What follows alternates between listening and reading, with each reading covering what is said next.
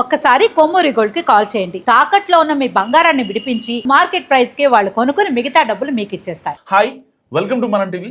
మన ఉంటుంది మన కోసం. పెద్దలు సర్దుకోమన్నంత తేలిగ్గా కింది స్థాయిలో అడ్జస్ట్ అవ్వలేకపోతున్నారా?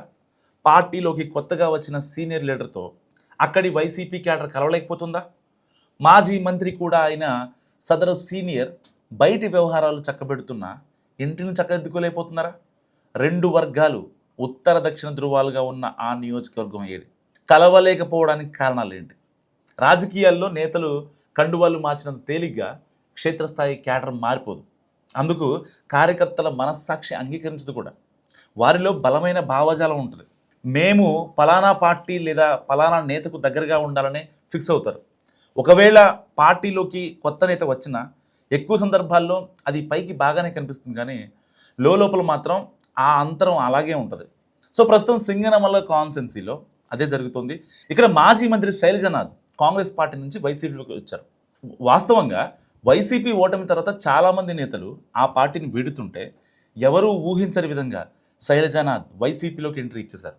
కాంగ్రెస్ హయాంలో 2 సార్లు సింగనమల ఎమ్మెల్యేగా గెలవడంతో పాటు వైఎస్ కిరణ్ కుమార్ రెడ్డి క్యాబినెట్స్లో మంత్రిగా కూడా పనిచేశారు ఆయన. అందుకే వచ్చి రాగానే నియోజకవర్గ సమన్వయకర్తగా నియమించింది వైసీపీ అధిష్టానం. బయట బాగానే దూసుకెళ్తున్న శైలజనాథ్ ఇంటిని మాత్రం చక్కదిద్దుకోలేకపోతున్నారట. ఎందుకంటే కాన్స్టెన్సీలో 6 మండలాలు ఇప్పటికే బలమైన ఇన్ఛార్జీలుగా ఉన్నారు. సో ఇంకా బలమైన నాయకులు కూడా ఉంటున్నారు. ఈ పరిస్థితుల్లో శైలజనాథ్ వారందరినీ కలుపుకుని పోలేకపోతున్నారనే విమర్శలు వస్తున్నాయి. కొందరు నాయకులైతే తాము ఆయన నాయకత్వంలో పనిచేయమని బాహటంగా చెప్పేస్తున్నారు. అసలు ఎందుకు ఇలాంటి పరిస్థితి అంటే, శైలజనాథ్ రాకముందు ఇక్కడ మాజీ ఎమ్మెల్యే జొన్నలగడ్డ పద్మావతి భర్త సాంబశివారెడ్డి రూలింగ్ చేసేవారు. వైసీపీ ఆవిర్భావం నుంచి నియోజకవర్గాన్ని తన హోల్డ్లో పెట్టుకున్నారు ఆయన. అయితే గత ఎన్నికల్లో సామాజిక సమీకరణాల కోణంలో జొన్నలగడ్డ పద్మావతికి టికెట్ రాలేదు. అయినా సరే సాంబకు ప్రాధాన్యం తగ్గించకుండా ఆయన చెప్పిన వారికే టికెట్ ఇస్తామన్నారు పార్టీ పెద్దలు.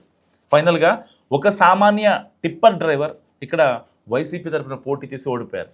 అప్పటి నుంచే సాంబశివారెడ్డికి చెందిన వారు కూడా ఇక్కడ పార్టీలో కీలక స్థానంలో ఉన్నారు. వారంతా ఆయనతో ఇప్పటికీ క్లోజ్గానే ఉంటున్నారు. అటు సాంబశివారెడ్డి కూడా జగన్కు దగ్గరగా ఉంటూ కీలక వ్యవహారాలు చూస్తున్నారు. ఇలాంటి వాతావరణంలో శైలజానాథ్తో కలిసి పనిచేసేందుకు సాంబ టీం సముఖంగా లేనట్టు తెలుస్తోంది.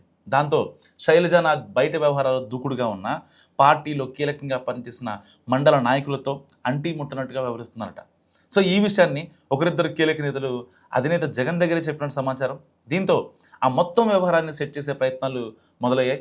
సో ఏదేమైనా అంతా బాగుందనుకున్న సింగనమల వైసీపీలో అసలు లోపాలు ఇప్పుడిప్పుడే బయటపడిపోతున్నాయి. మరి మీరేమనుకుంటున్నారు? మస్ట్ కామెంట్ చేయండి.